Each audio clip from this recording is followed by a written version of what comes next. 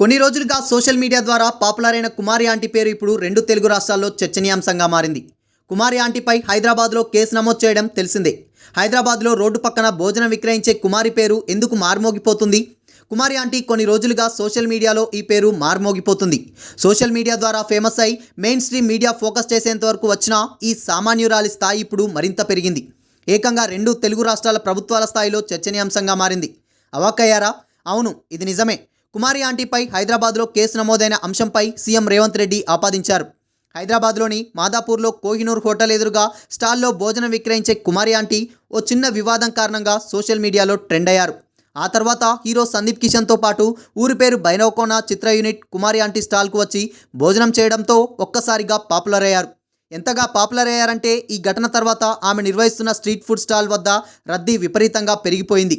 కుమారి aunty ఈ స్థాయిలో popularity సంపాదించకముందే food business ద్వారా రోజుకు 50,000 నుంచి 60,000 వరకు సంపాదిస్తున్నారు. కుమారి ఆంటీ స్టాల్ వద్ద భోజనం తినేందుకు జనం క్యూ కడుతున్నారు. దీంతో పాటు యూట్యూబర్లు, వ్లాగర్లు ఆ స్టాల్ వద్దకు ఎగబడ్డారు. రద్దీ పెరిగి ట్రాఫిక్కు అంతరాయం ఏర్పడుతుండటంతో పోలీసులు ఎంట్రీ ఇచ్చారు. కుమారి ఆంటీపై కేసు నమోదు చేసి ఆమె నిర్వహిస్తున్న ఫుడ్ వ్యాన్ను పోలీస్ స్టేషన్కు తీసుకెళ్లిపోయారు.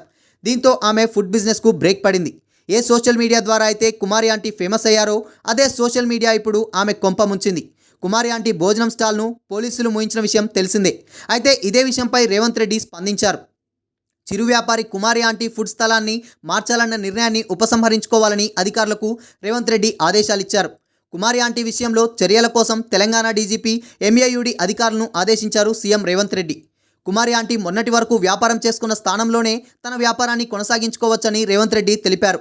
ప్రజాపాలనలో సామాన్యులకి ప్రభుత్వం అండగా నిలుస్తుందని తెలిపారు. త్వరలోనే ఆమె స్టాల్ను సందర్శిస్తానని సీఎం రేవంత్ రెడ్డి తెలిపారు.